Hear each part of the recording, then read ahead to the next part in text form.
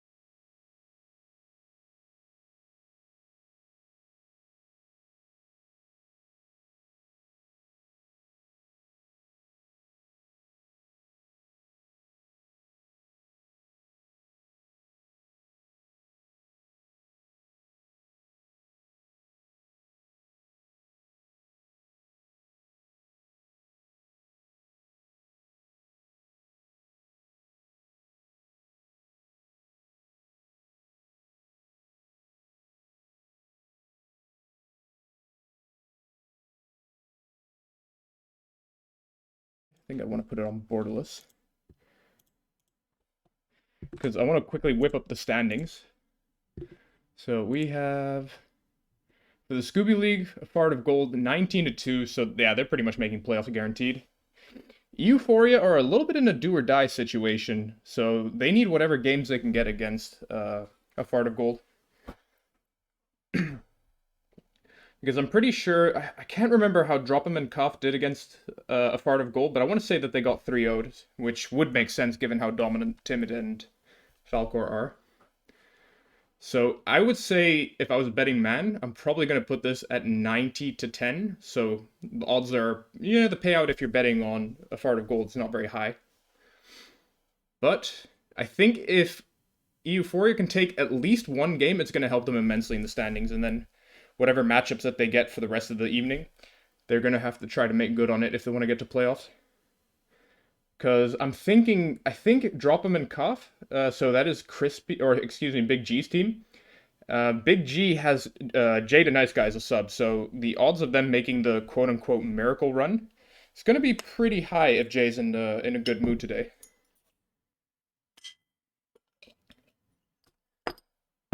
So I'm curious if the players will be joining soon. I'm just going to keep my Discord open on the other screen so I can track any messages. No, so far I have no DMs, but I did notify Wilkinson, which is the team captain of Euphoria, and I also sent a message to Timid. Timid is online, so that should all be in order. So the players should be joining right in around 5 minutes.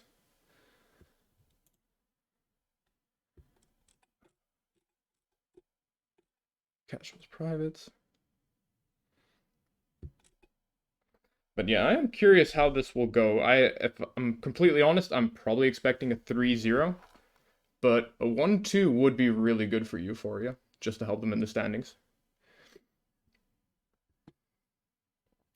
But yeah, I'm gonna have to keep track of Crispy and his team, just in case they do manage to get some sweeps here and there. Let's go to spectate mode. Do have to put the settings to all chat. There we go. In the meantime, I think I'm just going to crack some music in the background. Don't think I have anything very stream friendly, so to speak, in terms of copyright takedowns. But I do have the streamer lo-fi, which is quite alright.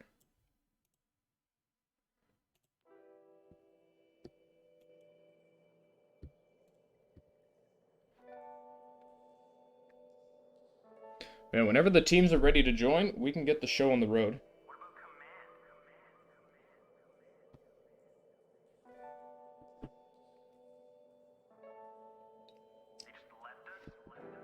So I don't know if anyone in chat has any predictions, because I'm not sure if anyone is in the Scooby League that's in chat, but my prediction is 3-0, 1-2 would be very good. And I think that anything else besides a 1-2 would be considered a massive upset, given how Falcor won the first league, I think, or not the first league, but he won Season 3 league. Waffles has always been competitive in the in-house tournaments and leagues. Or, wait, I was thinking of Waffles, that was his past teammate.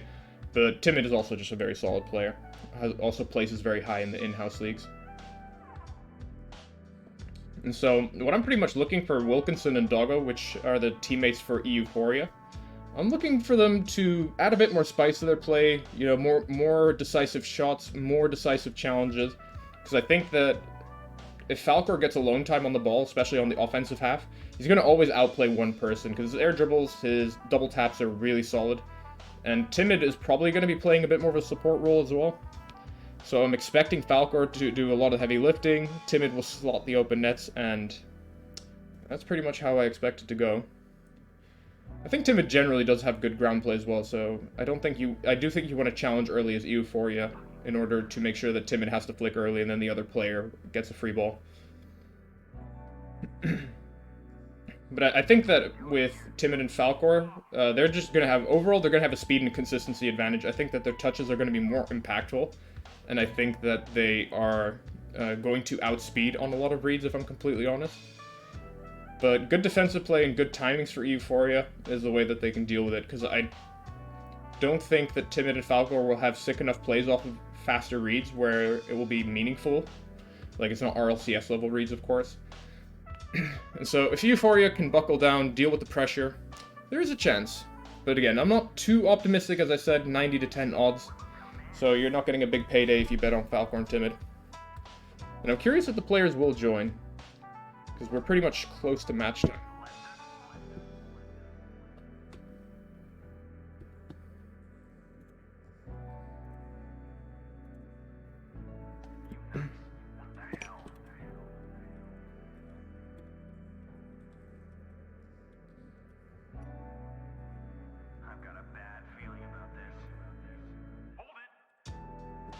Messaging the players to remind them. I'm in? Oh, did he join? When did this happen? Oh, we do have Falcor and Timid. Nice. I didn't see them join, and Tab also didn't work. Alright, so we're just waiting on the last two.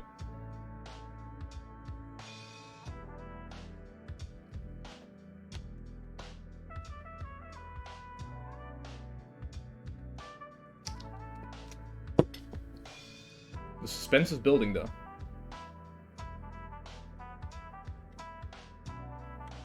But the question is, do Euphoria join?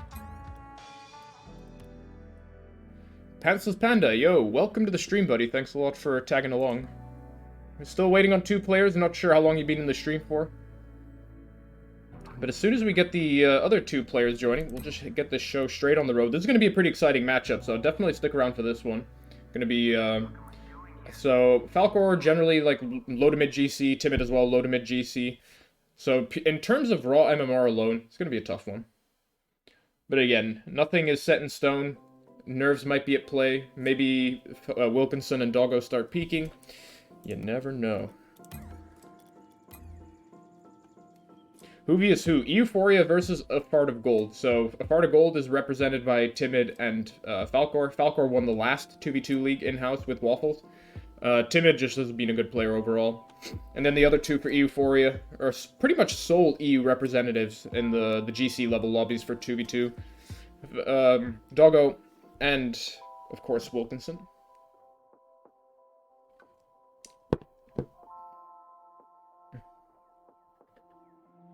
Let's go Old Farts. Hey, Crispy, welcome to the stream. Thanks a lot for tagging along.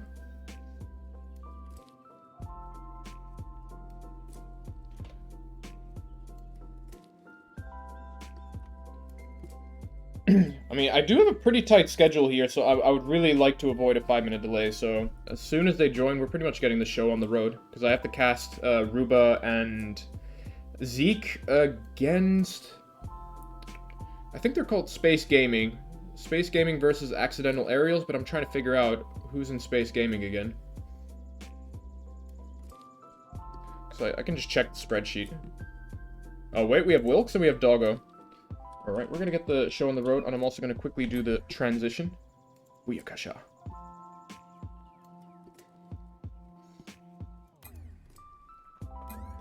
And wait, one last thing. Mute the Spotify.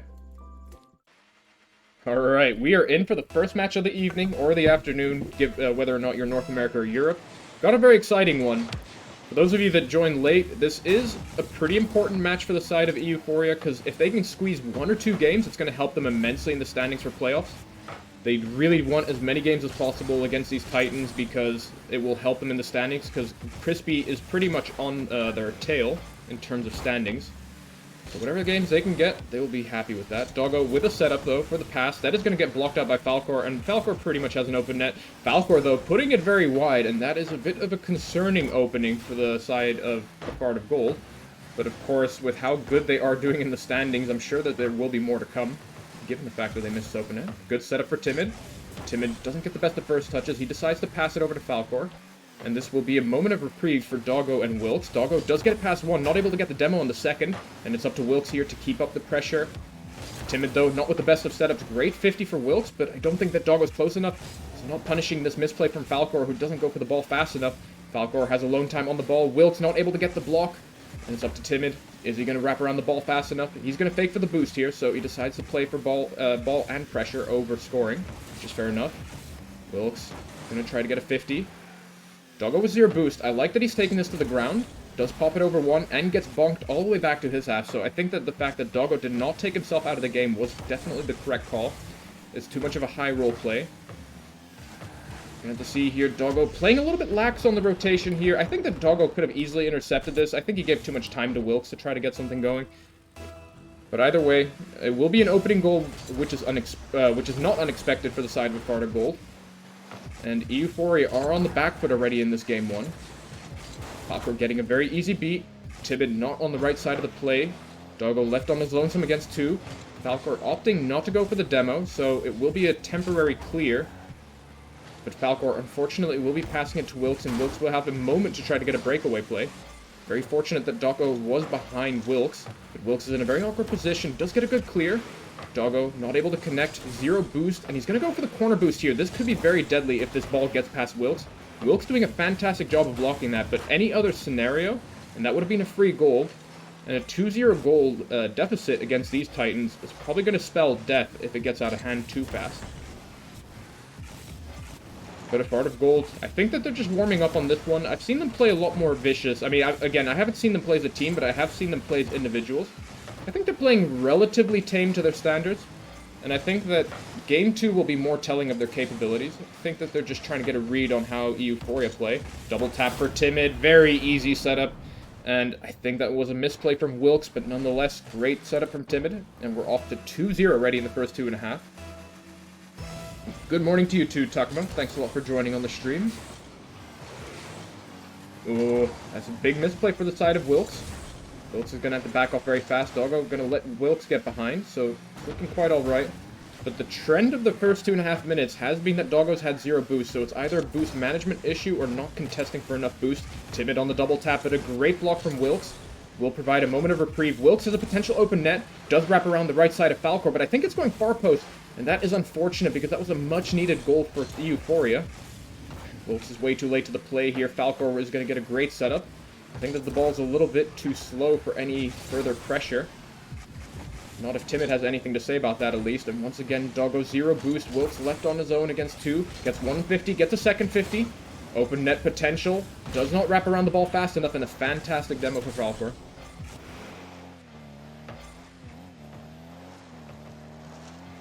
Doggo going very late on the challenge. That's going to be a bump for Timid, and Falcor gets the top right. Yep.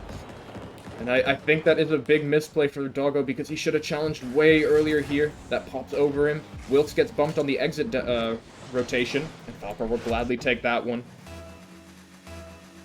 And, you know, a part of me wants to support the EU representatives, the sole EU representatives for Scooby, but at the same time, you know, Timid and Falcor are just playing too well.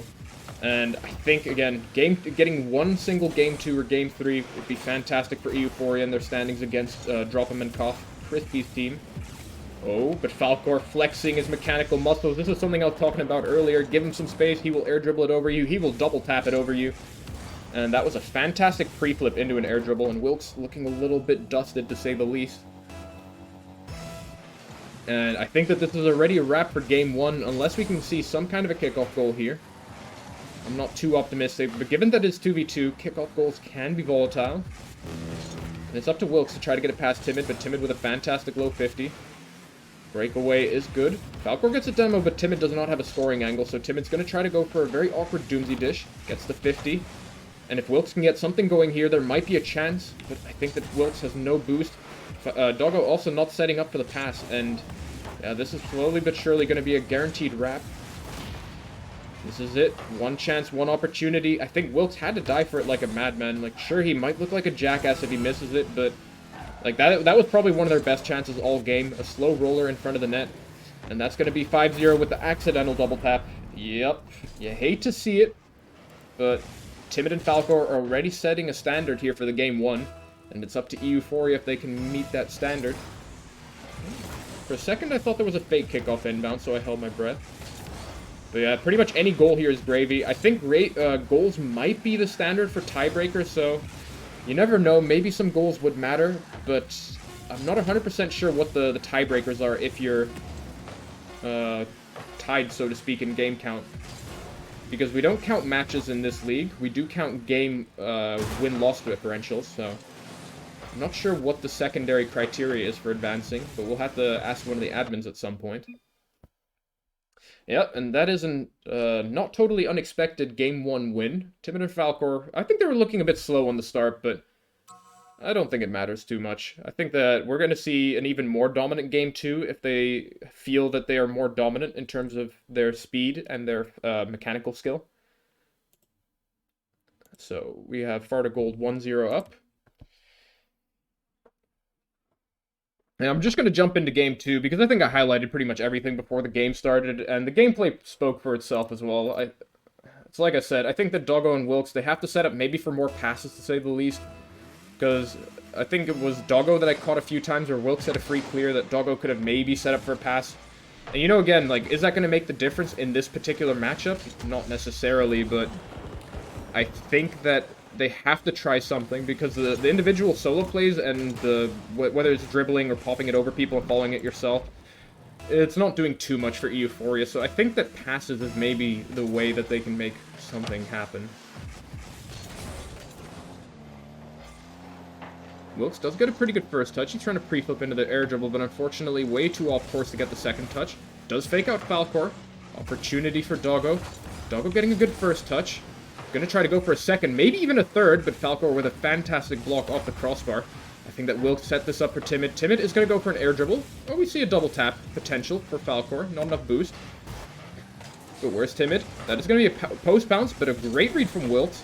This is going to be a good opportunity for Euphoria. Bottom left is available, but not powerful enough, and Falcor will send it off to the side. He's going to flex his air dribble muscle once again. Timid is a little bit out of position, so a counterattack was available, and I think that Wilkes or Doggo should have dove on that, because with two people so close to each other, that would have been an easy 2v1 just by clearing it over them and rushing the 50. You know, trading 2 for 1 in that scenario. But Wilkes does get a great setup. No boost for the second touch. Is going to back off. He's going to maybe try to get a bump on Timid on the exit, but other than that, I'm not holding my breath too fast.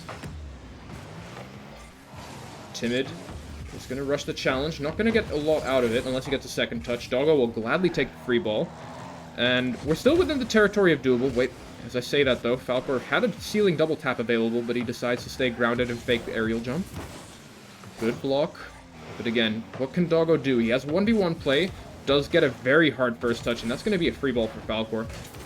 And we're starting to see it a little bit that I've seen from other weeks of Euphoria, that they are squandering some of their 1v1 opportunities. This is looking pretty rough. That's a post bounce, and I think Timid misread that, which is very fortunate for Euphoria, but yeah, very unfortunate for Euphoria now that he did have enough time on the rebound. So, double commit on the near post for that ball, and no one recovering fast enough with the boost. Oh, I got a drop from the Twitch stream. I don't even know why it's showing in my Streamlabs, but that's kind of weird.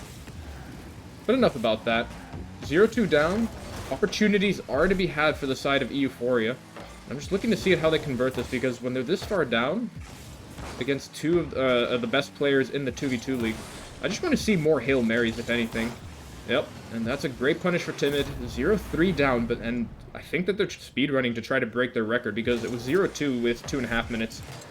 Now we're 2:52 with 3 goals here. So this is going to be pretty rough. Again, I'm holding my breath for Euphoria, hoping they could take one game, because it would help them against Drop'em and Cuff. And yeah, Timid and Falcor are starting to speed up here, something I was afraid of. Doofus98, were there any rank constraints on entry, or is this a league an open thing? There are rank constraints because you get put into different kind of divisions. So this is the GC plus division, or like Champ 3 plus. So next match that I'm casting, for example, is roughly Platinum, Gold, Low Diamond, something like that. And then the one after that is going to be High Diamond, Low Champ. So yeah, there are constraints based on rating, and this is currently the highest division. Doggo trying to get an angle going.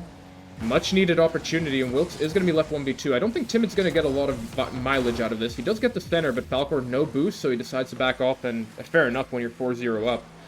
Doggo, though, pre-flip into a flip reset. I think he has the flip reset, but he decides to use it for potential wave dash. Looked a bit sketchy. But that 50 is fantastic for Falcor. Falcor pops it over 1. Great demo from Wilkes in response, but it's alone on the 1v1 for Timid. Timid has a backboard read. Wilkes is not going up for this. And Timid slow rolls it really hard with a fantastic read. And that pretty much all came off the setup from the backboard hit, and Wilkes had to go up for it, because otherwise he was pretty much doomed no matter what.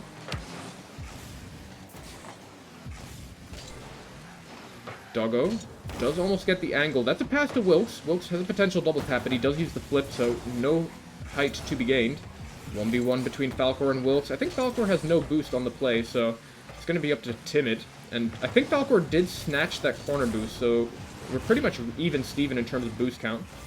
Demo attempt, I think, from Doggo.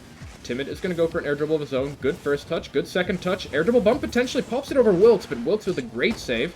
And I think that Timid could have accelerated the ball a little bit sooner on the air dribble. But great control nonetheless, and of course, it's easy for me to sit behind my chair and criticize some of the plays, but they're 5-0 up with 1 minute 20 seconds on the clock. And we're pretty much at the stage where we can call this a wrap for Game 2 as well.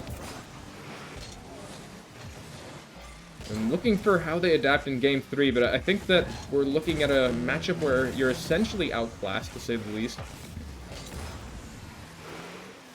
And, you know, I think if Wilkes and Doggo maybe just say to hell with it, we're going to try and just, you know, play as fast as possible. We're not going to care too much about the outcome.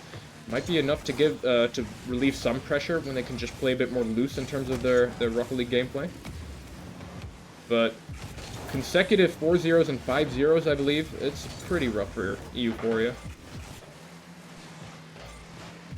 The only thing that I'm waiting for, though, is I want to see Falcor with some more solo plays. He's quite the highlight player. Here we go, though. Timid with an aerial play into a flip reset. Not able to connect it, though. I think the wave dash was a little bit off for the side of Timid, but nonetheless, it's fine. And we're just counting down for the last 10 seconds, because there's really not much going on here. It's just going to be a lot of exchanges in terms of 50-50s, dissipating and relieving pressure. Doggo does have a chance to put them on the board, but I think that Euphoria are still scoreless in this matchup. And, you know, here's a prayer for the EU representatives, because they're our last hope and dream for advancing in the bracket, because otherwise it's going to be pretty much full NA as far as I'm aware. And I'm going to quickly update the scoreboard, and then we're just going to go straight into it. Balls to the wall.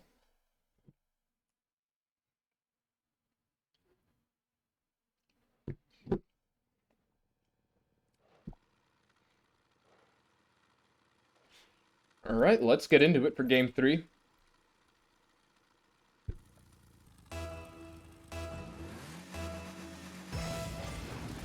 Yep, Timid does not flip on the kickoff, so this is something that they can take advantage of on the side of Euphoria.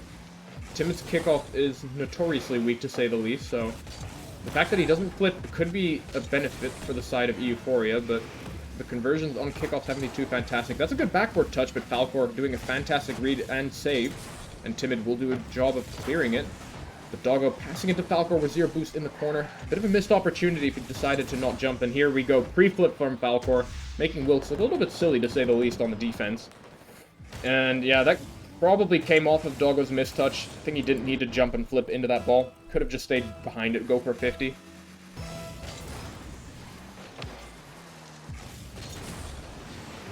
And I think that's also something that has been consistent, because almost every time that Doggo's on offense, he has no boost. So again, it's either a boost preservation issue, or it's the fact that he's getting challenged off of boosts way too easily. And holy smokes, what a catch into a flick from Falcor.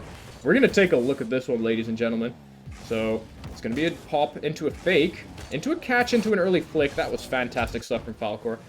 And Falcor is definitely starting to feel himself, because I've watched a few of his games when he played with Waffles, and when he gets into the flow, he starts pulling out some disgusting plays.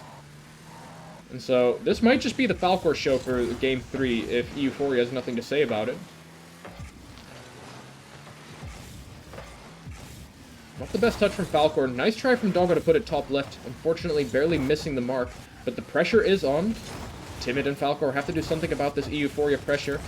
And they do a pretty good job. Falcor is on the breakaway. Is not able to wrap around the ball, but he will get a boost steal for his efforts. But that's a great angled shot from the side of Falcor. And it's up to Doggo to try to keep up some of the pressure. Unfortunately, landing backwards on the half flip. That's going to be a 50 into a dunk, into a shot from Falcor. Falcor is really starting to come alive here, ladies and gentlemen. And I'm starting to be concerned with the playoffs already, because Timid and Falcor are looking like they're going to take the whole thing at this point. There's of course in the back of my mind, when team, wait.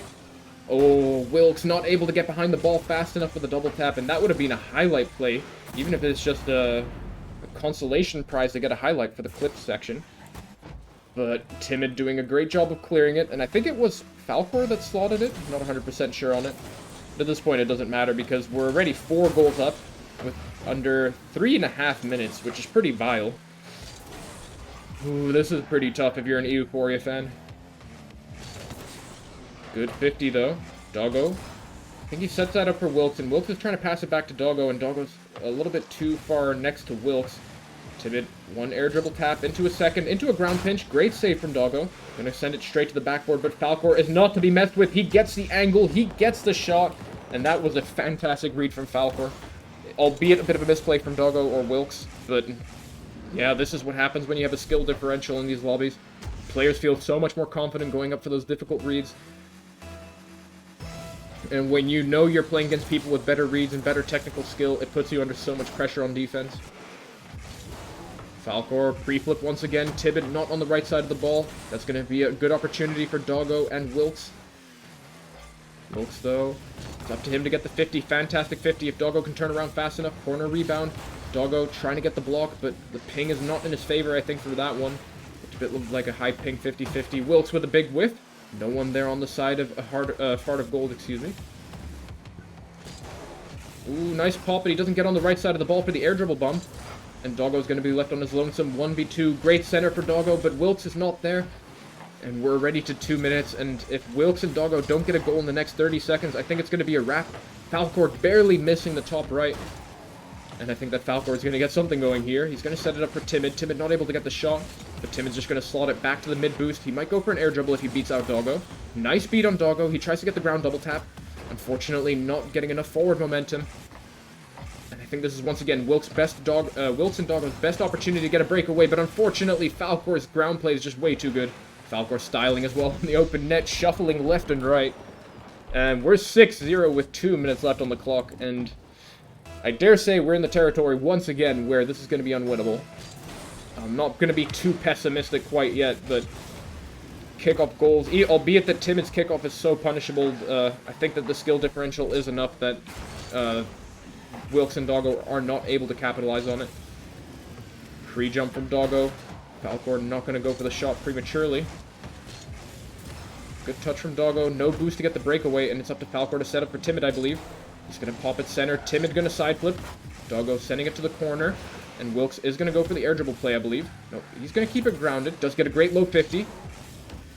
Does pop it center. Where's Doggo? Doggo's jumping up. Wilkes with the bump, but I think that he did manage to clip Doggo in the process. But Doggo, once again, low one boost on offense.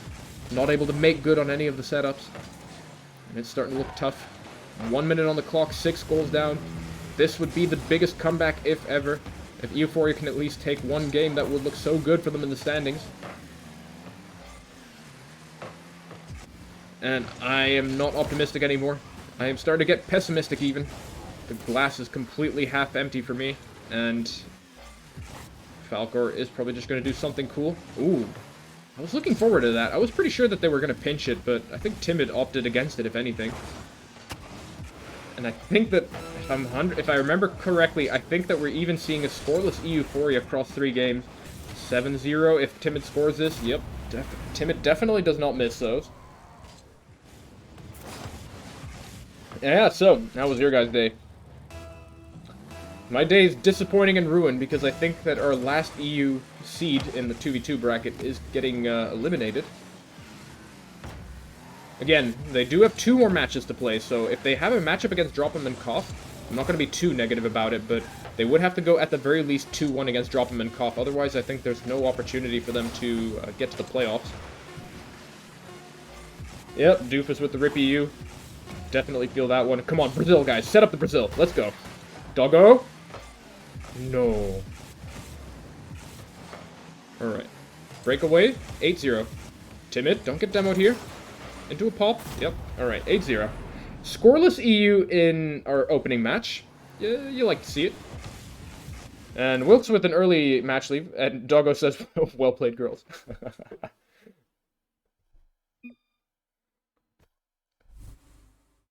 Yep.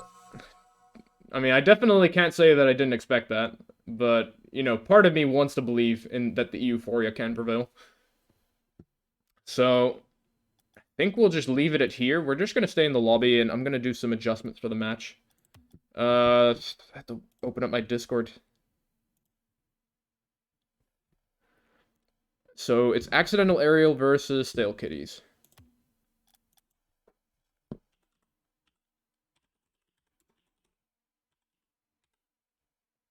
Oh, wait. Space Gaming, excuse me.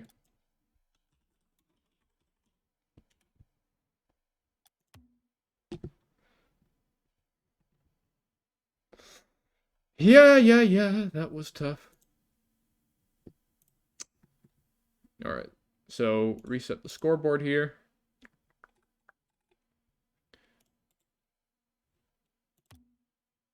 The match is starting. Any updates?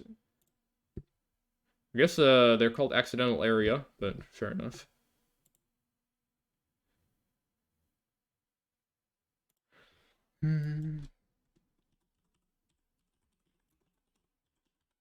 Maybe my Elky bugged, or maybe it hit the cap for the text. I want to say it did hit the cap given how it looks on the scoreboard, but I'm not sure.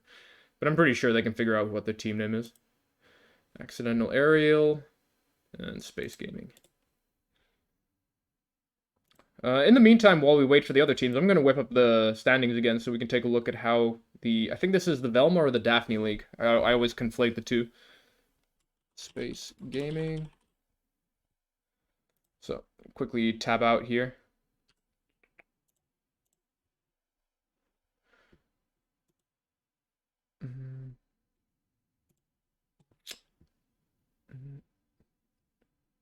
Yeah, so it's a lower league, Fat and Furious, which is Crispy's team, completely dominant, which is not unexpected. Fish and Clips, though, I'm looking forward to seeing them play. So I think they're pretty much playing for seeding in the next match. So Fish and Clips versus Still Kitties is our match 3 of the night. So I think they're playing for bragging rights or for seeding. I don't know if the first place and second place get preferential seeding, so we'll have to see about that. Oh, you guys can't see my screen. Let's take a look. There, now you guys can see it, I think. So I was talking about Fish and Clips versus Still Kitties, which is match 3. So they're playing for first place, I think. There's obviously some ways around that, but the matchup that we have now is Space Gaming versus Accidental Aerial. So they're looking really fantastic in the bracket because their biggest competitor is 10 wins away. So Accidental Aerial and Space Gaming are pretty much set. So Space Gaming is going to try to compete with Fat and Furious, I think, for the first seed. And again, I don't know if first seed and second seed matters that much. So if any of the admins are in the chat, please let me know because I'm very curious about this. But being top 2 either way is fantastic for your bracket.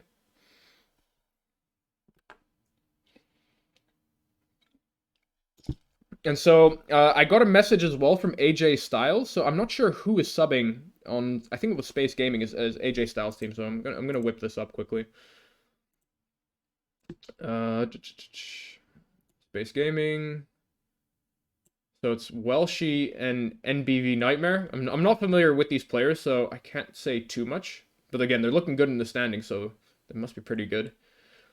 And I've seen Captain Ruba and Zeke IRL. Zeke IRL is a very fantastic player, and Captain Ruba is pretty solid overall. So I will be familiar with how they play.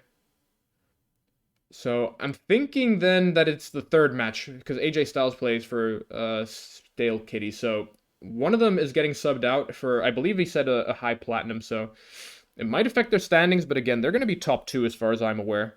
So they shouldn't be too concerned about it.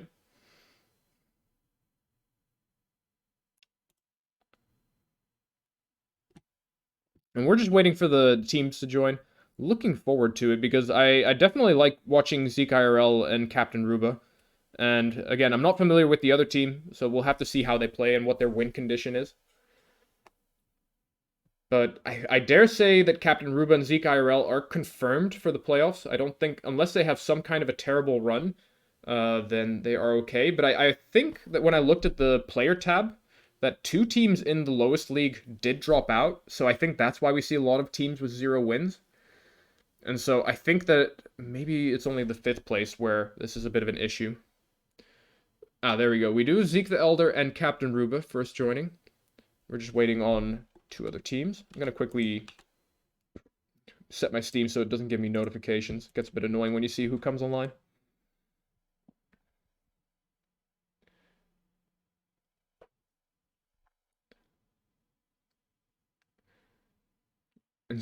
Alright, so we have NBV Nightmare and Welshi 2K20. I think Welshi 2K20 is a European player. I recall seeing that he has an EU tag for his Discord role.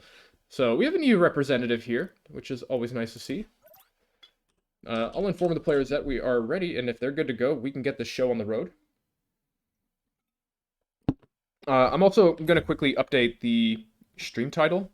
So, might be no game audio for a tiny bit.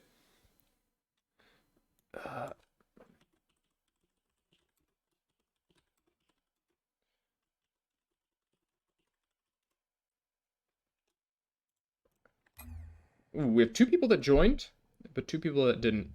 So, I mean, given on the titles, I guess we have to remake.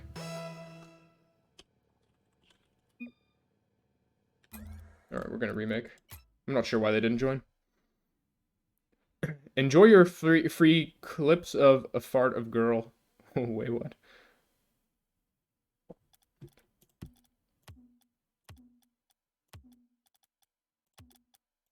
Hopefully this works. I hope everyone left the other lobby.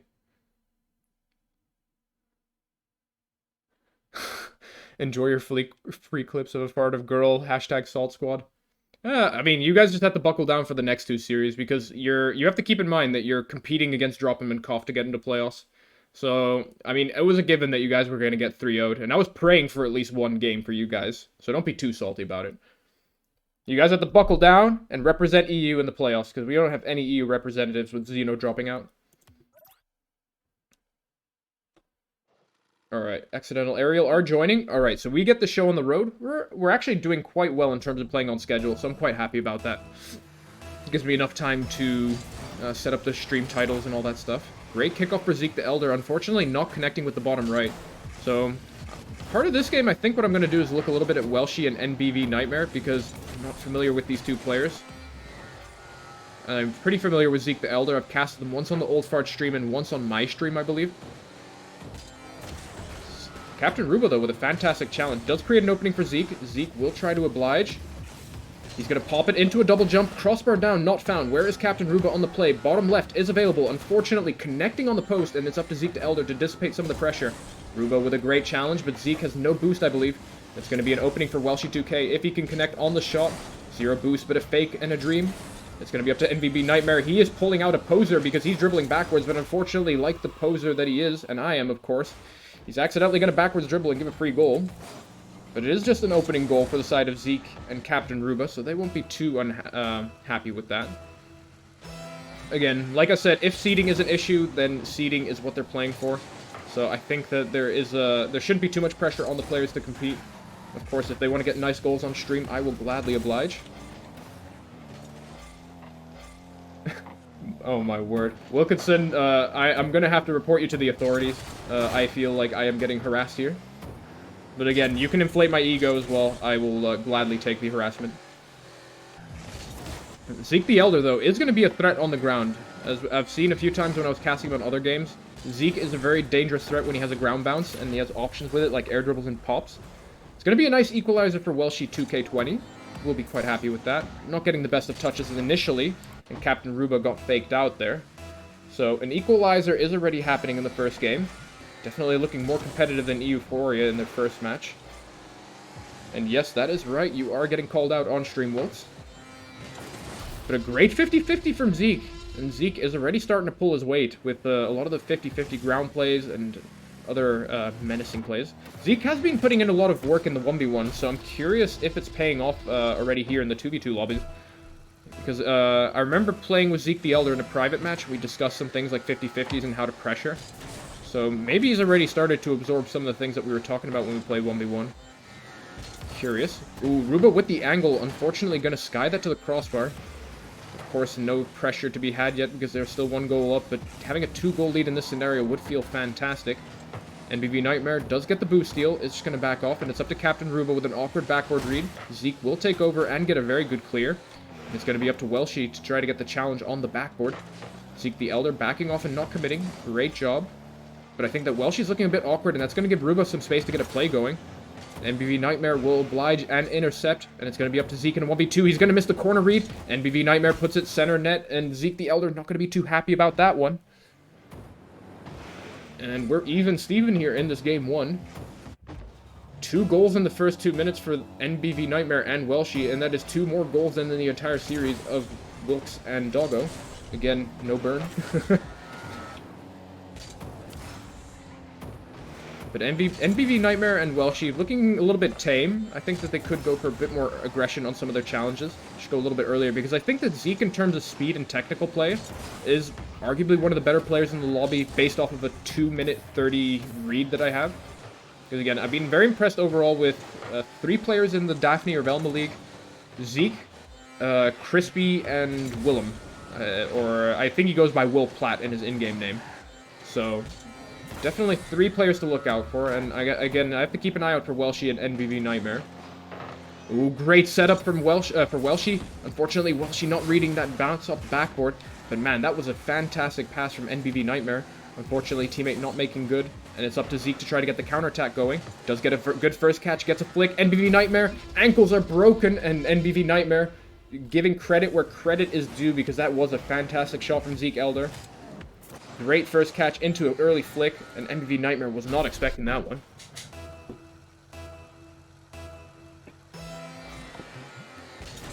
Good kickoff for Ruba. I like that he put it to the back for Zeke. Both players will have boost. And NBV Nightmare is going to see a free ball. I think that Zeke the Elder over-read too much, or he over-indexed into stealing boost and controlling it. So a little bit of an awkward play, but again, when Zeke gets possession and gets control of the ball, Zeke is going to be a threat to say the least. It's going to look a bit tough. Welshie not getting the best of reads on the wall, is going to wait for it to come towards him.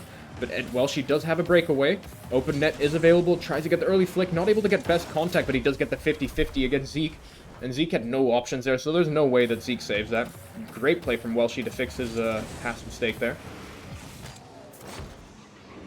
And the good old-fashioned Flakes Drive challenge is going to pay its dividends.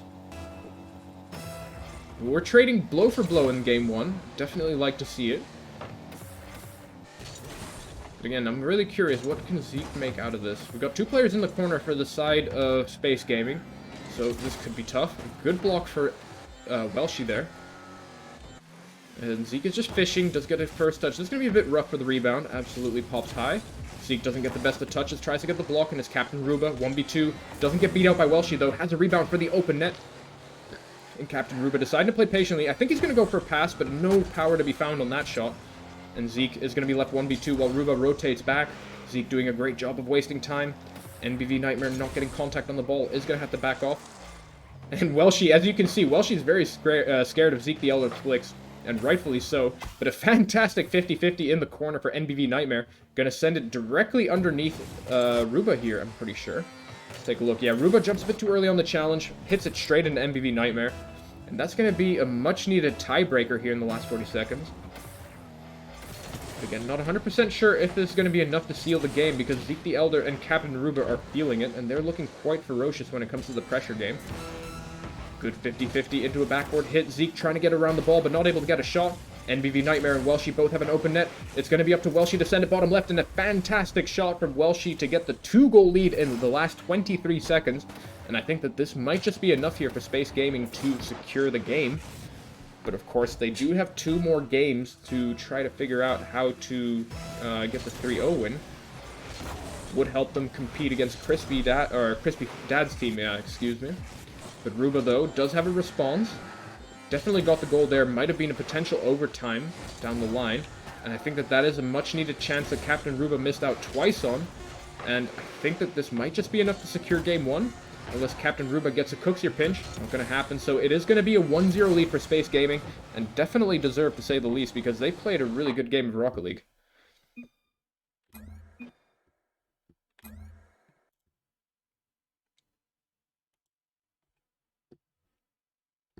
Curious. Is Welshie and NBV Nightmare, are they both European? Because they both have 96 ping, but one might be a West Coast player, so it might be possible. If anyone knows the players on the teams, then please let me know, because I know that I tracked that Welshie has a European tag, and so I'm not sure about NBV Nightmare.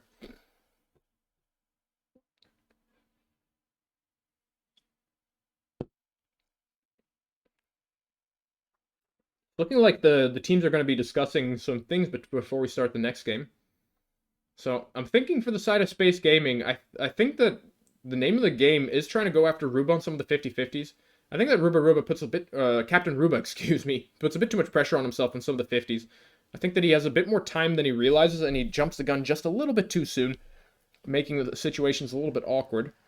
And I think that Zeke the Elder has to make good on a few more of the opportunities, and Ruba as well. Ruba's had a few open nets, and in some of the situations where he's not sure about the shot, I think he does a good job of sending it center.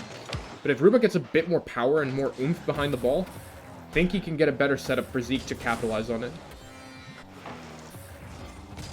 But Welshi and MBV Nightmare have been doing a great job of slotting their open nets. They're the ones that are taking the most advantage of the opportunities presented to them.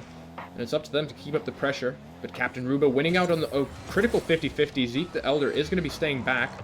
And he's going to be left in a 2v1 here. Outplays one. NBV Nightmare is going to send that high. Captain Ruba, is he going to go up for it? Welshi with a fake. And Ruba reading out on the fake nicely. But Nightmare is not relenting just yet.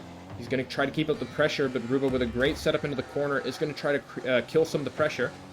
Does have a boost steal potentially there. I think he could have left that for Zeke and just decided to go for the boost steal, control some of the boost. But either way, this is a good opportunity to steal the boost. Does get the boost and the 50, but that's going to be a straight to Nightmare, and Nightmare is going to pass it to Welshi. Looks like Nightmare wants to go for it again, which I do disagree with in that situation, given that Welshi did have the angle for the shot. But nonetheless, pressure is looking a little bit better on the side of Space Gaming. No capitalizations just yet in the first minute. And Zeke the Elder is going to break it past one. Ruba is on a difficult corner read. Unfortunately, just a bit too low, but the timing was fantastic. And Zeke the Elder is going to be left on his lonesome. Good shadow. Does pop it nicely into the corner. He has an air dribble up his sleeve. This could be a fantastic setup. But he's going to keep it in the corner. Ruba will take over. But again, this is going to be a dangerous setup. Welshi's going to try to put it towards the bottom right, but the bottom right is not obliging in this situation. And Captain Ruba has an opportunity of his own. He's going to wait for the hit from Nightmare. It's up to Zeke, but Zeke is all the way on the wrong side of the map, and I think... Wait, we do have an air dribble potential. Zeke is going to pop it over one, does try to put it top left in a fantastic read and a fantastic setup, and MBV Nightmare being a great sport, complimenting Zeke on a lot of his plays. Hey, nice, MBV Nightmare. Thanks a lot for joining. Thanks for informing that you are also EU. So we do have 2 EU representatives in the playoffs. 2 different ones let me down earlier today, but thank you guys for putting on a great show. Enough jesting about EU Korea. Still have a match to cast here.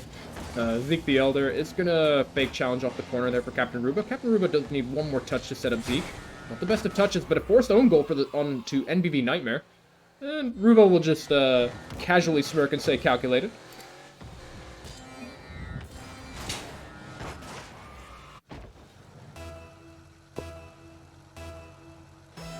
This is something I should do more, by the way. Press B. This is nicer. I'm not sure why I do that. Zeke the Elder with a good kickoff goal. Nice block from Captain Ruba. And this is starting to look like a steal. So, curious. Did Zeke follow? Yeah, it did. Tries to put it bottom right as well. Nice. Got a little bit distracted by the thing on screen. But we are back to it. This is a good opportunity for Welshi. I think Welshi not getting the right side of the ball. He's going to have to flick it early. He's going to flick it past Captain Ruba. Not the right play. But Nightmare is going to be left on his lonesome against Zeke. Zeke has been flexing a lot of his aerial skills. And Captain Ruba gets a very nice, annoying touch. And that's going to be up to Welshi to try to get the clear. Bottom left was available for Captain Ruba. Unfortunately, not able to connect. And Zeke the Elder once again in a 1v1 or a 1v2. Welshie's all the way back, so it was just a 1v1.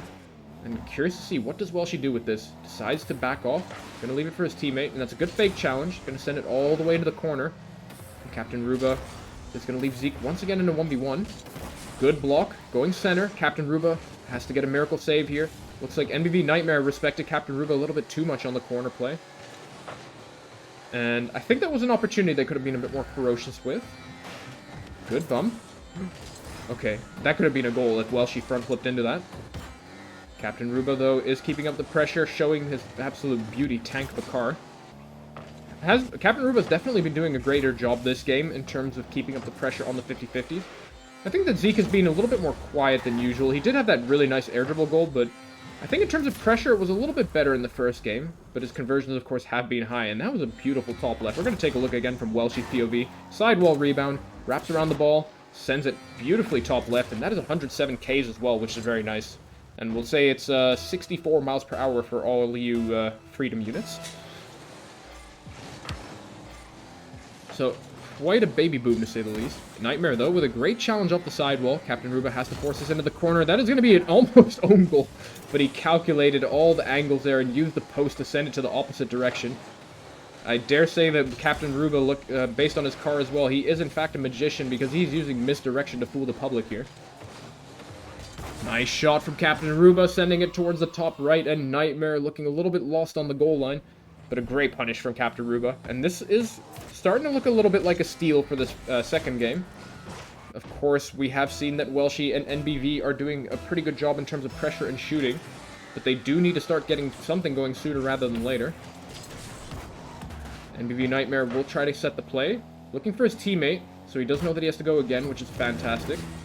Good 50-50. If he goes again, he might be able to squeeze in a goal. Ooh, double commit. Unfortunately, Captain Ruba was also not going to save a top right, given how he was angled. He is clearing it straight to NBV Nightmare. Nightmare does take his time, so I think that it was a missed play to get an early clear. I think given how close both players are, Welshi has an opportunity of a lifetime to at least try to get the second goal for the comeback. He's going for the boost. Oh, wait, maybe Welshi lagged? Strange. I'm not 100% sure what happened there, because Welshi also, when he went for the boost steal, he kept taking a straight line, so maybe if Nightmare can clarify whether or not Welshi lagged on that, I'm not 100% sure. Opportunity, though, bottom left, unfortunately not connecting, and I think that this game, too, is going to be over. Wait a second. Zeke, is he able to save this? That is going to be post out. Nightmare finding the bottom right. I spoke a little bit too soon, so hold my breath for the time being, as this is very doable for the boys from EU. Just going to have to check for a second. Again, I think that this is in the bag for Captain Ruba and Zeke, but you never know. Block kickoff. I think that Captain Ruba had to follow. I think Captain Ruba went for boost. Yeah, he has 82 boost, so Captain Ruba 100% went for the corner boost. And that is the wrong call when you're 2 goals down on a kickoff. But nonetheless, they're completely fine, of course, because they're 2 goals in the lead. But it gave them an opportunity. Drop shots 99. Thanks a lot for the follow. Much appreciated, buddy.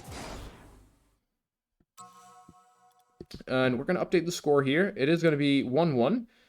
And again, I think we're just playing for standings. I don't think there's too much going on here. I think that if NBV Nightmare and Welshi 2K20 could take another game here, it will help them out in their, what do you call it, competition to beat out Crispy Dad from the top of the table. Because if I remember correctly, it is Space Gaming that are the second on the board. I'll double check that by tabbing out quickly.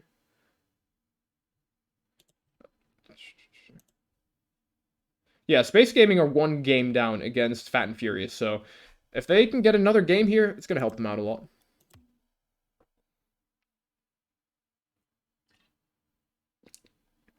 His sound went on Discord. So he had like some kind of a sound bug that tabbed him out, maybe? So I think NBV Nightmare is listening while playing, which is ambitious to say the least, but fair enough. I don't disrespect any hustle. But this is pretty much for all the beans here. Again, Welshi and NBV Nightmare would like to take this game, just to help them in the standings against Crispy Dad. But again, seeding I don't think matters too much in this league because 2 teams did drop out. Good 50-50 though for Zeke. Great response from Nightmare. And Captain Ruba isn't a 2v1. Goes for the backboard read, does get a pretty good touch, and Zeke the Elder has a potential open net. He's going to decide to go for the more controlling play. Does accidentally pass it to Welshi, but again, Zeke showing his speed once again on the plays. Ooh, a little bit too much power slide, but Captain Ruba has a shot available. Maybe ripped the shot a little bit too early because Welshi was all the way back. Alright, I will ban you, Michelle Martin, whatever you call it. Let's see. How do you ban this?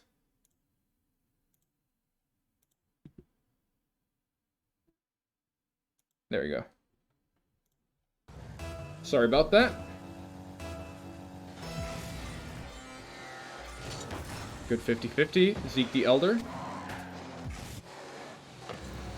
Captain Ruba is not going to get dunked just today, but a 1-goal lead already for Space Gaming is going to help them a lot.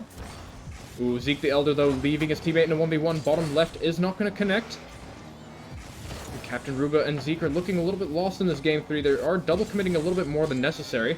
And Nightmare doing a great job of popping it over Ruba, but Zeke the Elder not able to get behind the ball there. And Welshi 2K20 with a fantastic read on the play, trusting his teammate to get that ball past the last man. And we're going to take a look here. Zeke was a little bit slow on the turn, but Welshi with fantastic placement to get it to the side of Zeke. And this is starting to look pretty good for the side of Space Gaming. NBV Nightmare playing very patient on the skerfuffle in front of the midline. Not able to get the second hit on that air dribble setup. And Ruba, of course, Ruba and Zeke are not in do-or-die situation just yet, but I do want to see them get their first goal sooner rather than later to give them a bit more time to play for the overtime if needed. And Zeke the Elder is going to cut off Ruba and try to go for a Doomsday Dish, I believe. Not able to get behind the ball, so that's just going to go straight to the corner. Welshi will try to get it past Zeke. This is an opportunity for Ruba. Ruba a bit late to the play. Once again, good first touch. He's going to cut around the ball. Not able to break Welshi's ankles, and Welshi with a fantastic challenge to get it to the corner. It's up to Zeke. This is an opening for NBV Nightmare. Is going to beat out Ruba, and that's going to be a 3-0 goal lead for the 3-0 goal lead for the boys from EU. Very nice pass from Welshi, and Ruba maybe rotating a little bit too wide on the side. Oh yeah, Sharna Hart as well. Thanks a lot for the follow from earlier. I saw that you followed 2 hours ago. Much appreciated, and welcome to the stream. Rooting for Space Gaming. Don't blame you. They're a pretty hype team. Welshi is going to send him to the corner. Good first touch if he can wrap around the ball fast enough. He's going to beat out Ruba, I'm pretty sure. Good 50-50. I think that Zeke has a lot of time on this. If he uses his right stick, you'll know that for sure. What a fantastic clear. I think that's going top right if he doesn't touch it. Oh my word, the crossbar betrays accidental aerial. They're not going to be too happy about that one, but Zeke flexing his technical skill with a great recovery into a shot to the far left. And that's what you like to see if you're an accidental aerial fan. Zeke looking pretty good, slowly but surely, towards this, the end of this Game 3. And NBV Nightmare, once again, showing great sportsmanship. Nice 50-50 for Zeke. I don't think he can do much with 0 boost, but he might be able to contest a corner. Captain Ruba will be 1v1, but a great call out from Ruba. I was pretty sure that the teammate from the corner was going to push out, or net, excuse me. I think that NBV Nightmare was maybe a little bit too lax here. Gave Ruba a lot of space, and Ruba, great timing on the jump, and got 110 kilometers per hour on that shot. 50-50 favoring NBV Nightmare. Let's see what NBV Nightmare does. Ooh, it looks like it's a bit of a spin out on the ceiling. But that's going to be completely fine. They're only 1 goal up, though. So Captain Ruba and Zeke have plenty of time to equalize with 2.5 minutes. And Welshi with a fantastic 50-50. I think NBV Nightmare should push up. No, bro, you have 70 boost. You should push up for that, my homie. It's fine, though. Does get the 50-50, but Zeke will get 100 boost and a free ball. But, oh, actually, he doesn't get the 100 boost, so it's going to be looking like 50. Great demo for NBV Nightmare. We're going to have to see where Welshi is on the play, but Captain Ruba is throwing a wrench in that idea. No one up for the side of Space Gaming, and that was a great pass by from Zeke the Elder. Welshi, though, has a potential clear. That's going to go to Nightmare, but Nightmare not able to make good on that. He does send it towards the net, and I'm not 100% sure what happened here, but it was there was no defense from accidental aerial. Maybe Zeke failed his wave dash, or maybe he got bumped on the side. I would have to check the replay for that. I saw that someone following me. I will not say your name because I know what the joke is, unless there is some kind of word that I'm not familiar with. Oh, great clear from Welshi 2K. Once again, making the goal lead bigger once again. And Captain Ruba and Zeke are back to square one. Really fantastic kickoff goal. So 3 goals with 2 minutes left. This is a tough one. Once again, good kickoff for Nightmare, but Nightmare not getting the best of touches. Is anyone on the side of accidental aerial able to punish? Captain Ruba does get the first punish. And Zeke the Aerial's in a bit of an uncomfortable position. Sends it center. Ruba has to get a backflip challenge. Perfect challenge from Captain Ruba to force it into the corner. And we're getting close to do or die for accidental aerial. Zeke the Elder has to win this challenge. Does win the challenge. Open net is available, but it has to be very fast and very clean. Good first touch. Decides not to go for the Doomsday. Where's Captain Ruba on the play? Is going to force it to the side, but unfortunately jumping and sending it center. Not able to get the block either, and this is a hard reset for the side of Space Gaming. Space Gaming are going to be so happy with this reset because every second is golden. And I feel like this is the best opportunity that Zeke and Ruba are going to have for the comeback. It's going to be a center for Zeke. Zeke doesn't have an angle to work with. It's looking tougher and tougher every time for accidental aerial. They still have 3 goals and 1 minute left. NBV Nightmare had the nail in the coffin if he secured it. Ooh, and that is it. That is probably the final nail in the coffin. Space Gaming is probably going to take the series 2-1. So for the Space Gaming fan, Sharna Hart, probably look very happy about that one.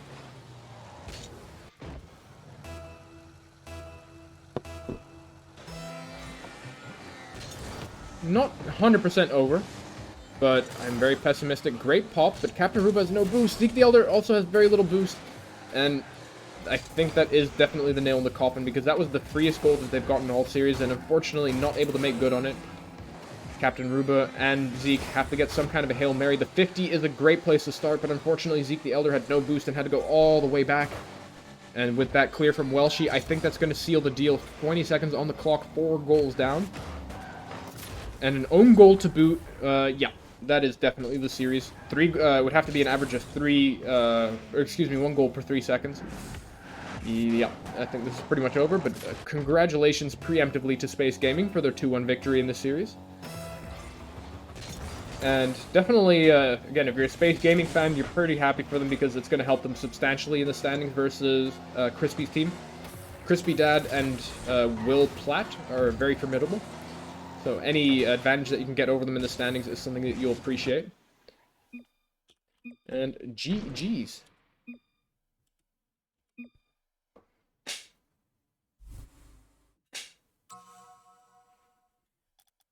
So we have one more match before I have to host the other stream. I'm going to double check. Stale Kitties versus Fish and Clips. So Stale Kitties, if I remember correctly, is AJ Styles' team. Wait, this is not right. It has to be match settings. There we go.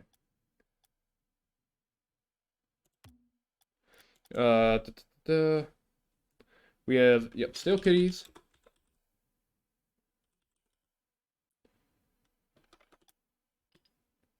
Thanks for streaming the game, bud. Yeah, you're welcome. Thanks a lot for playing, and great job in getting the 2-1 victory. I don't know how many more matches you have, but again, if you guys can get first seed, definitely good on you guys for the playoffs. And also, thanks for bringing a fan, Sharna Hart. I don't know if you know Sharna, but always nice to have fans of teams in the chat supporting their team. And Fish and Clips. Oh, no, I messed it up. I'll have to remake. I was too busy looking at Twitch chat.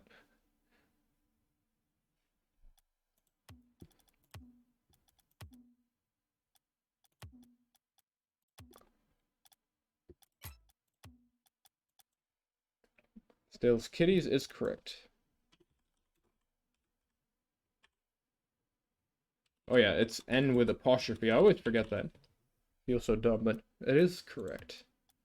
US East, double checking.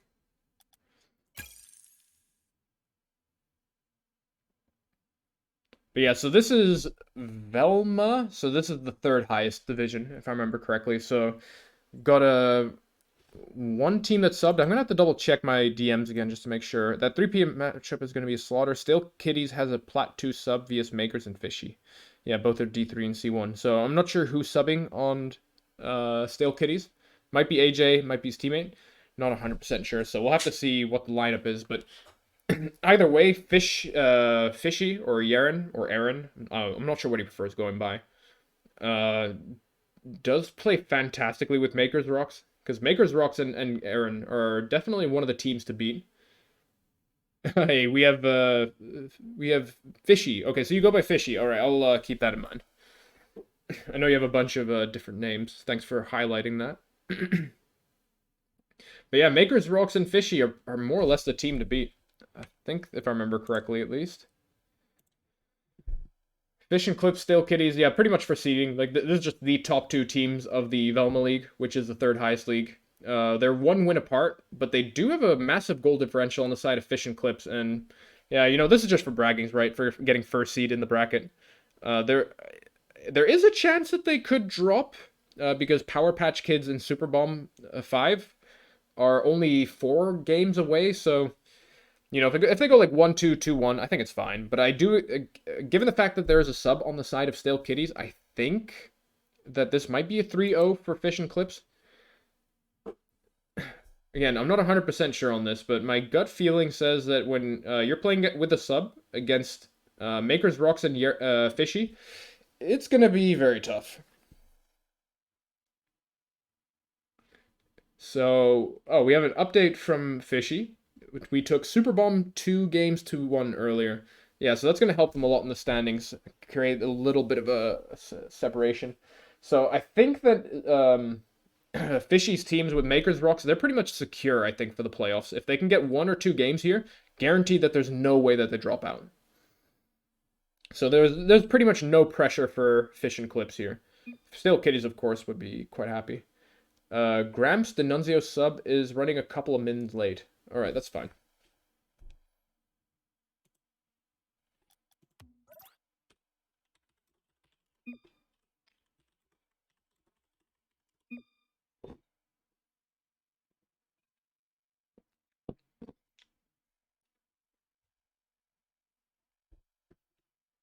Alright, I think for the meantime, we'll just put a little bit of music, talk to chat for a bit, all that good stuff.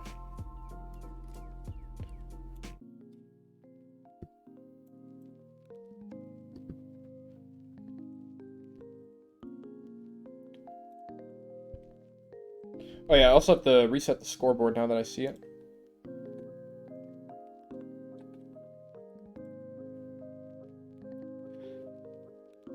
He said, no less than 45 minutes. Kidding, should be a couple. Nice. Yeah, I mean, this is my last match of the evening, so it doesn't matter too much if there's a bit of a delay. I'm gonna check, though, while we wait. I'm gonna check if the RL Old Fart stream is live, because that way I can host them after this match. Might be casting a match on the main stream later, I'm not 100% sure. I told Musical Foxes to let me know if I'm needed for 4:30 p.m. Eastern. Check if they're live. No, they're not live yet. 21 minutes ago. Was there audio issues again? Yeah, I'm gonna check. Evan.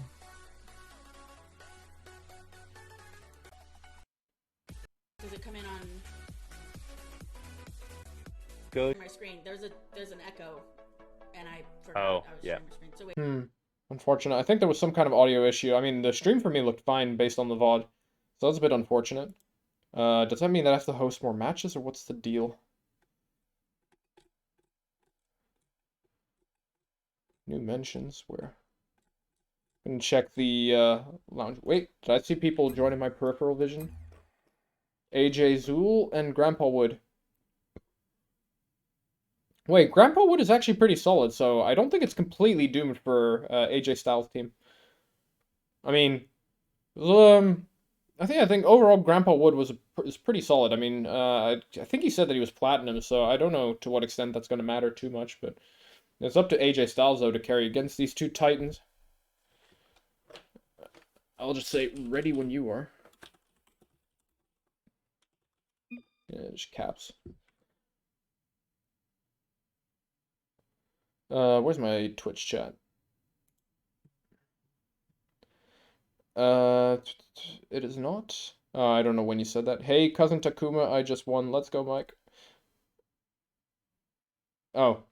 Hey, cousin, Takuma and I just won. Let's go, Mike. Nice. Good job, my dude. Good job. I haven't seen the standings for the, what is it, the Daphne League or the Shaggy League? So, not 100% sure how you guys are doing in the standings. I know that you guys had a pretty rough time, to say the least, but maybe it's not as bad as I remember. So, congratulations on the win. No one uses Grammar lol XD. Bro, I use Grammar lol XD. Alright, remember to do this. There we go. So, we're gonna have to see what can AJ bring to the table with Grandpa Wood. Again, it's a little bit of a mismatch in terms of rating.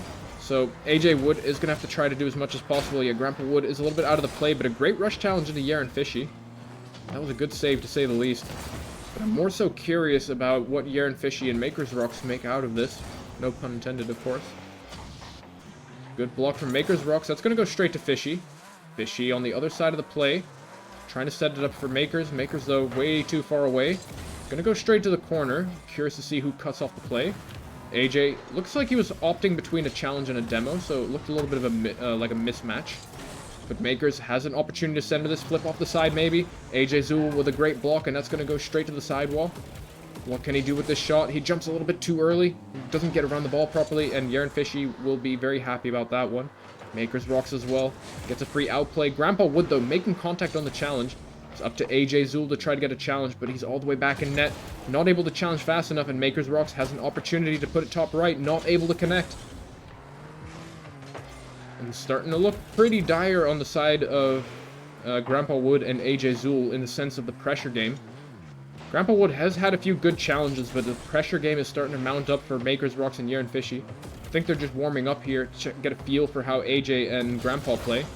But I think when they figure out that Grandpa Wood gets a little bit nervous in certain defensive situations, that they're going to start punishing a lot harder. What I would like to see from Grandpa Wood in some of these situations, just wait a little bit longer on the challenge, go for less pre-jumps and Hail Marys. And I think that might be the way that they stay very competitive against Makers. Ooh, Grandpa Wood was way too close to that one. Fishy does have a breakaway. Sending center, but Maker's Rocks is playing... Maker's Rock is also playing very far towards the side, so whatever passes Fishy does get, it's going to be very hard to get it all the way to Maker's Rock, so I'd like to see them play a little bit closer to each other and set up more center-based passes. But as I say that, though, the center comes through. Maker's Rocks is up very fast for that, and AJ is not going to be happy about that one.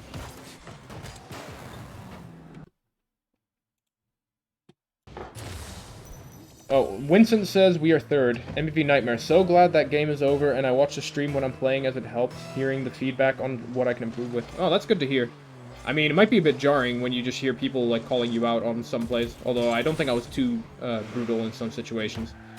But, I mean, if it helps you, I would probably prefer that you check the VOD in case you ever get nervous for whatever reason. But if you're pretty solid in that sense, then, yeah, you know, maybe just listen to it while you play.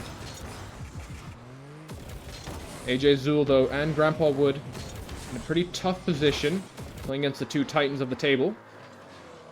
And here we go. Grandpa Wood's going to play a bit slower on this challenge. Does decide to use the wall. Does get contact on it. And Fishy taking himself out of the game. Grandpa Wood does have a breakaway, but unfortunately not able to get the recovery. It's up to Maker's Rocks to make good on this play. He's going to see maybe connected with his teammate. I think he tried to wrap around the ball, but I think it didn't have enough boost to get a play going. Let's see, what can Grandpa Wood do with this? Grandpa Wood not getting the best of touches, but Maker's getting a fantastic clear. Double commit for the side of AJ Zul and Grandpa Wood. Oh, wait, I didn't change the stream names. I only changed the in-game name, so I'll have to do that in between the next game. Still 1-0, though, for Maker's Rocks and Fishy. I wasn't expecting more of a bang, but, again, they might just be warming up, and when they understand what weaknesses they can call out on the side of AJ Zul and Grandpa Wood, might see them play more aggressive. But that's just a prediction for the time being. Yaren Fishy almost with the angle of the lifetime, barely skimming it too short. And AJ Zul and Grandpa Wood have the opportunity for a counterattack. Grandpa Wood, no boost to be found. AJ Zul trying to connect to the top left. And unfortunately, Maker's Rocks is going to get a breakaway. Maker's Rocks, no boost though. So AJ Zul and Grandpa Wood have another lifeline. It's looking pretty tough. Great block from Grandpa Wood. Great breakaway from AJ Zul. We're going to have to see, can he make another touch? Maker's Rocks does get a free clear. Grandpa Wood does get a free shot, not getting the best of contact. And Yaren Fishy not able to get the open net. So, AJ Zul still have one more lifeline, maybe even two. But it's starting to look pretty tough. AJ Zul trying to clear it towards the net. Fishy is going to slow play. Oh, with slow play, he actually just has no boost. This could be a punish play. Grandpa Wood does go up for it. AJ Zul on the right side of the play. Tries to turn, but he's going to get cut off by Maker's Rocks. And Maker's Rock is just wasting a lot of time. And it's starting to look like do or die. Yaren Fishy, once again, trying to get a shot towards net from the sidewall, but even then, that's wasting a lot of time. Grandpa Wood is struggling a little bit to keep possession off the breakaways. And AJ Zul, though, does have an opportunity. 44 boost and a 1v2. He's looking for the pass instead of the shot, and Grandpa Wood had to go back for the corner boost. Looking tough. Great cut from Maker's Rocks. Has a bottom right available. Yaren Fishy will be the man to do it, but 3 seconds left. One dream. I think Maker's Rocks is just going to kill the ball. And that is going to be the first game for Fish and Clips. I'm going to be quite happy about that one. Definitely a very intense game, to say the least. And so I'm going to quickly change the title. Hopefully I can do this fast enough. Stale Kitties.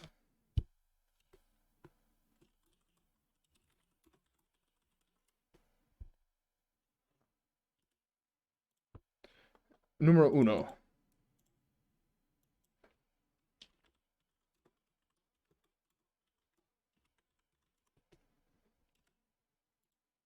Alright, we're good to go. So, I'll definitely give credit where credit is due. They kept the game against one of the best teams of the table within one goal. So, I think that the opportunity for Stale Kitties to at least take one game is very viable. You know, again, I think that AJ would, of course, prefer to have his teammate for the playoffs, or not the playoffs, but for the last week of regular season. But even then, I think that they're not going to be too unhappy. If they can take one game, secure their top 2 position, well, I think that they'll be fine. And then if D'Annunzio is there for the playoffs, it's going to be even better. Grandpa Wood, though, in a very tough position off the opening in the first 5 seconds. I'm curious to see if Makers, Rocks, and Jaren Fishy are going to be doing a little bit more aggression, and they're going to be more suffocating in their play. As I say that, though, they're going to backpass it all the way to the mid line. That mid boost is not going to spawn, so Fishy is going to have to make do with what he has, which is, in fact, 0. And Grandpa Wood, with a good challenge, gets a boost steal as well. This is going to be a big opportunity for AJ Zul and Grandpa Wood. Good challenge from AJ, unfortunately getting demoed, and that's going to leave Fishy with a potential open net. Top right, not quite connecting, and that was a much-needed opportunity. But nevertheless, Fishy does get a great rebound. Was not expecting that to go in, if I'm completely honest, but the power was definitely there for the side of Fishy. And Grandpa Wood maybe just wasn't expecting that kind of an angle.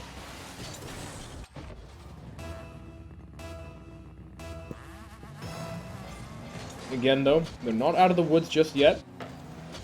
They would be happy with one single game win to make sure that their table position is secured.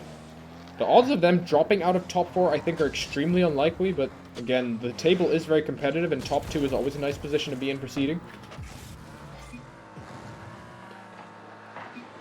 AJ Zul has a difficult rebound. What's going on? He's going to get a good touch, but it's a little bit on the hard side, and it's up to Makers Rocks to get the early challenge. AJ whipping again. It's going to be a breakaway potentially. What does AJ Zul do? AJ Zul with the pinch. Where's Grandpa Wood? Grandpa Wood, I think, all the way back for corner boost, so it's up to AJ to try to get a fake. Fishy will not connect on the air dribble, and so it's going to be a bit of pressure dissipated for the side of Stale Kitties. And Grandpa Wood sends it center. AJ nowhere to be found on the play, albeit that it was a very risky play. And Jaren Fishy, top right available, not able to connect, and a great breakaway from AJ Zul. Can he send it center for Grandpa Wood? He's taking his time, though. Fishy's back in net. Grandpa Wood gets demoed in the play, and it's up to Jaren Fishy to try to get something going here. Great hit from Fishy. Nice block from AJ Zul, but he has to do it again because I hear Makers Rocks is up. Makers Rocks has connected some beautiful aerials in the past, so you cannot be sleeping when he's on the play. Early challenge from AJ Zul. Does do a good job of faking it. Grandpa Wood sending it to the corner. And I feel like the pressure is mounting up even more compared to game 1 because the ball has been played more towards the half of Stale Kitties. If you're a Stale Kitties fan, you still have a prayer for them, but as I say that though, great block from Grandpa Wood, but even better breakaway from Fishy. Can Fishy send it center for Makers Rocks? He's going to do it himself, actually. Never mind. He does hit the post, and Makers Rocks was way too much towards the near post. Should have played probably more opposite because it's more unlikely that it's going to go center, if that makes sense. But again, mentally, this could have been a 2-0 for Makers Rocks and Fishy, but Grandpa Wood and AJ Zul have been handed a lifeline to try to get an equalizer.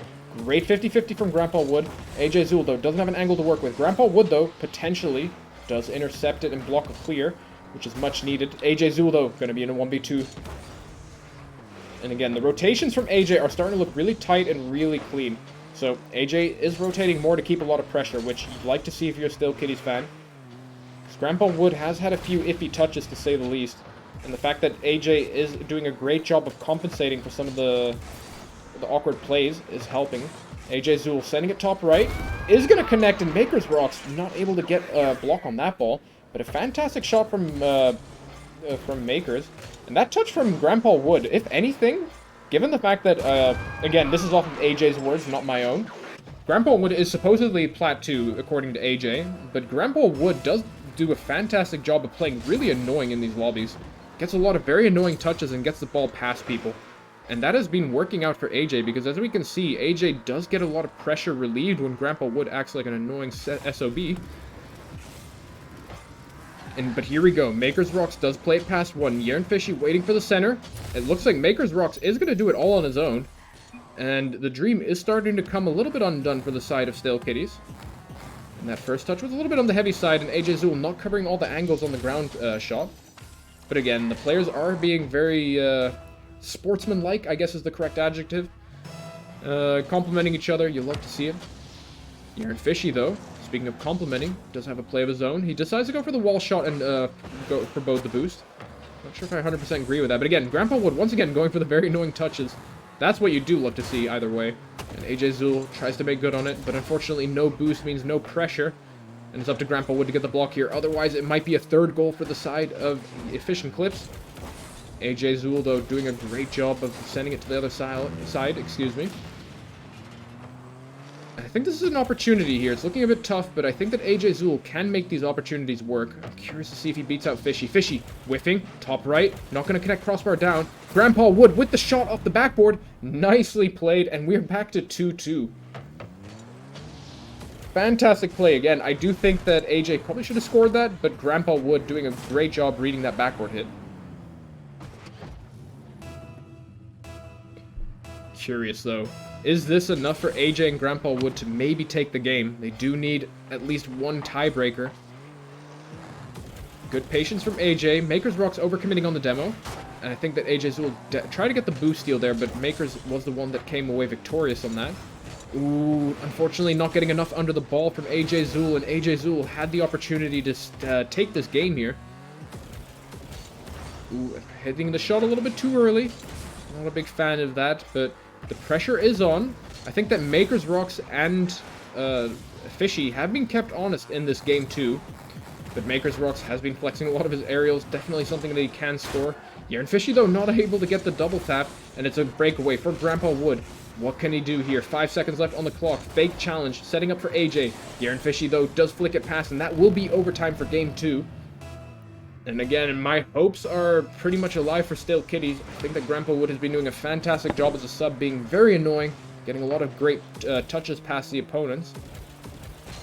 And again, one game would be very helpful here for the side of Stale Kitties to secure their table standings for top 2. Still have to play other teams, of course, so they're not guaranteed with the single game that I'm talking about. But every little bit helps in this very competitive table in the Velma League. Good solo play from Yerin Fishy. Does get the 50-50, and you like to see it if you are a Fish and Clips fan, but you hate to see it if you're a Stale Kitties fan. Got a little bit too much space there from Fishy. Grandpa Wood not getting ball side on the 50, or goal side, excuse me. And that is a bit unfortunate to say the least, but a well-deserved game 2 for Fish and Clips. And we're going to update the scoreboard. So it is Fish and Clips with a 2-0, looking for the sweep. Again, I'm not unhopeful that Stale Kitties will at least secure one win. I think that they have the tools to do it, and Grandpa Wood has been looking better and better as the games go on. So, curious to see, can they do it? I think that, again, would be very helpful for them in the standings, but even then, should be completely fine without it. They might drop to bottom 4 as the worst case scenario. But one game win would help them comfortably. But I guess all the marbles have been pretty much won for the side of Fish and Clips, but any consolation prize, Stale Kitties will gladly take. And it's also a good chance for Grandpa Wood to flex his muscles, because his muscles have been looking pretty swole for the time being. Doing a great job of getting the ball past Makers, Rocks, and Yerin Fishy. Curious though, where is Grandpa Wood on this? Maybe he had to go for a bathroom break, not 100% sure. We do remake this, I think, if it comes down to it.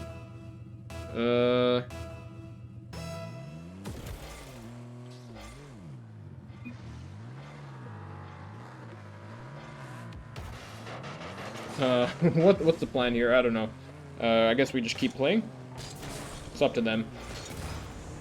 Okay, so I guess that they're gonna say that they're gonna keep playing. I think that's the plan here.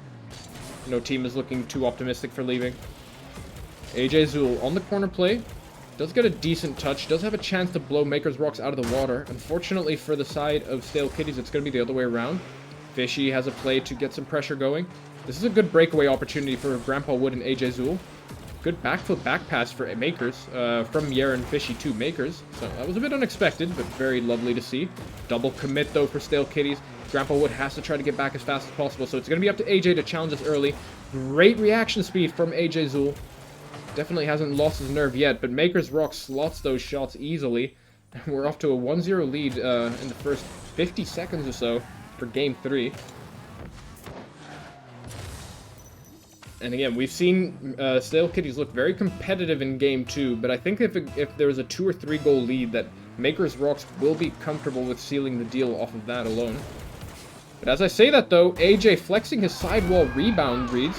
That was a fantastic play from AJ, and we're back to even Steven already in the first 55 seconds.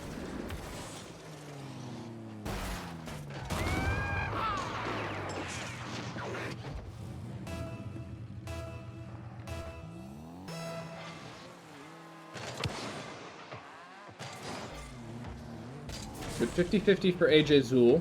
It's up to Yaren Fishy to keep up the pressure. Unfortunately, will lose out on the 50-50, so it's up to Maker's Rocks to try to get something going. Not making good with the boost that he had, but Yaren Fishy will take over. Grandpa Wood getting a bit of an awkward touch. If AJ Zool can go backward, might be able to read out on this. And AJ Zool was caught between a rock and a hard place. Not sure when he should have attacked the ball there. And arguably, AJ Zool could have done a better job of reading that ball, but Grandpa Wood could have also just left the ball and let his teammate take over, because the more that the ball gets played there, just off of gravity and all that good stuff, the slower that it gets, so it would just be easy for AJ to read it when it starts to slow down. But either way, it feels like every time that they make one step forward, they're taking 2 steps back for Stale Kitties. I'd like to see them take an extra step here to try to get the game equalized once again. But Fishy and Maker start to look a bit more comfortable. They expand their plays. They're going for a bit more risky stuff than they normally would after each game. And I think that they have a pretty idea of where they stand in the food chain. But AJ Zool, though, is the guy that wants to be top dog or top alpha line in this lobby. AJ Zool left in a very awkward position, 2v1 now. Fishy not getting connection on the shot. Maker's Rocks with the ankle breaker. Pops it over, and Grandpa Wood can't get back in time. And we're getting closer and closer to that danger zone that I was talking about, where I think Maker's Rocks and Fishy can run away with the game. And would be definitely a heartbreaker for Stale Kitties, losing that overtime by 1 goal in the first, I want to say 30-50 seconds, off of a pretty much free goal from Fishy. But if there's any man for the job, it is going to be AJ Zool. Grandpa Wood faking the hell out of the other player, AJ Zool, with the easiest angle of his life. And Grandpa Wood has been winning out on so many challenges that it's rightfully so that Maker's Rocks gets faked out there. So AJ Zool is the man for the mission. He is the Rambo in the forest looking to... Well, I don't even know how the plot of Rambo goes, so I'm not going to go further with that analogy. Something like an escaped army guy, but yeah. So forgive me for my terrible analogy, but I'll try to make it work. Ooh, Grandpa Wood looking very uncomfortable on the backboard. If anyone caught that, by the way, he did hold power slide when he was on the back wall and started to slowly slip off the back wall, so do not do that. Grandpa Wood, though, has one more touch in him to maybe get it past Makers. Does not get the best of recovery, though, so it's up to AJ Zool to keep up the pressure. Great flick overhead, slams his break behind the ball, but it's actually just going on target. I think that AJ was looking for the crossbar down just in case, but man, AJ is on fire. He's trying to beast his way through this last game, try to get whatever win he can take. And AJ Zool, the man of the hour here, can he go 1v2 Rambo mode against Maker's Rocks and Fishy? The further and further that we get into the series, the better and better AJ looks. I think AJ has started to find a stride. He gets a feel of how these two players play on the side of Fishing Clips. Ooh, that's a bit of a mishit, but a great block to make up for it. And Grandpa Wood is going to try to get the breakaway. Not getting the best of touches, though. But AJ Zool has an opportunity. Does get a pop on the ball. Not able to connect to the post, though. And Grandpa Wood looking a bit uncomfortable.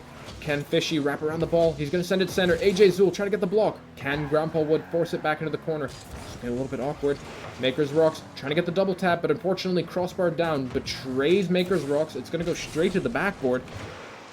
And AJ is going to count the stars lucky because his Rambo Beast mode has not been tamed just yet. He's keeping up the saves. He's keeping up the offense. AJ Zool is completely unstoppable on this goal line. Is there anything that the man can't do in this final hour on this Game 3?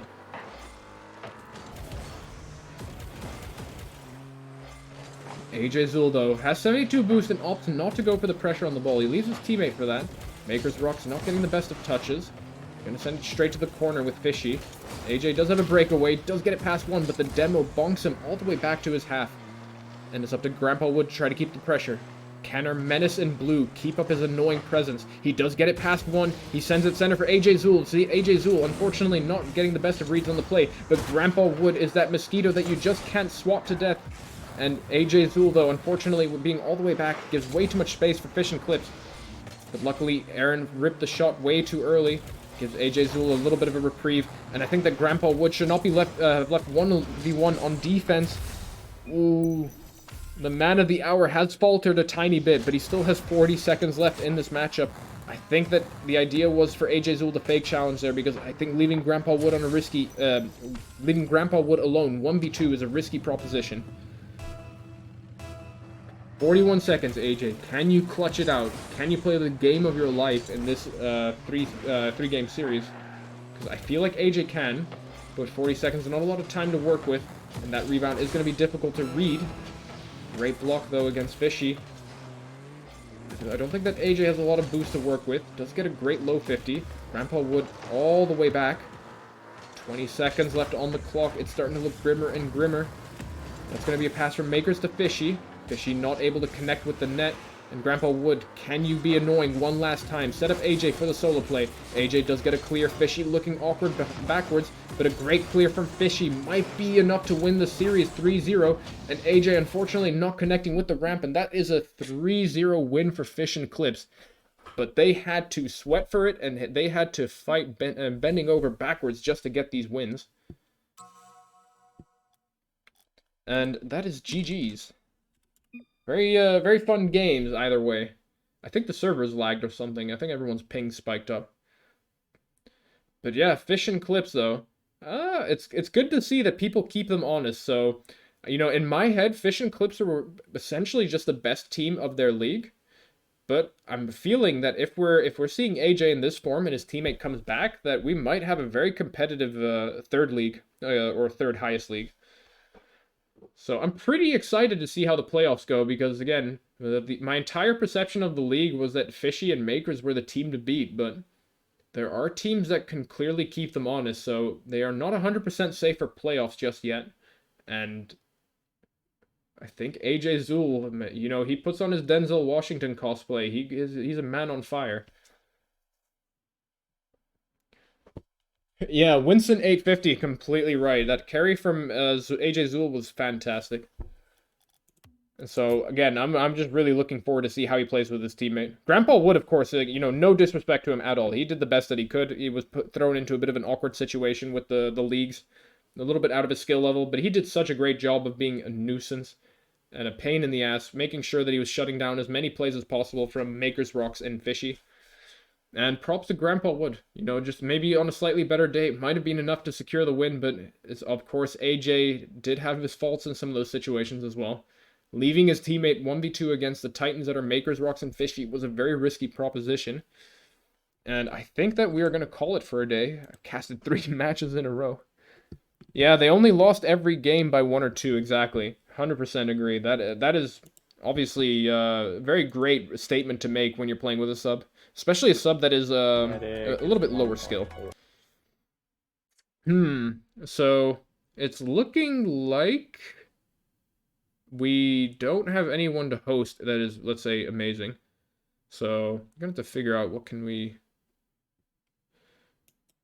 host. You know what? We'll just host Jazer. Whatever. We'll just host Jazer. Nothing super special here. I want to thank everyone for joining, though. Like 10 concurrent... oh, Verbose Rhetoric? Can you type out his name? Yeah, GG's. Thanks a lot for joining, Takuma and Vincent. What's his Twitch? Is it Verbose_Rhetoric? Oh, no. Yeah, I see it now. I've got it copied and pasted. But, yeah, thanks a lot for joining, everyone. We will host Verbose in... I don't know if he still has... Wait, what is this? Is it this? Oh, it's /host. I'm being stupid.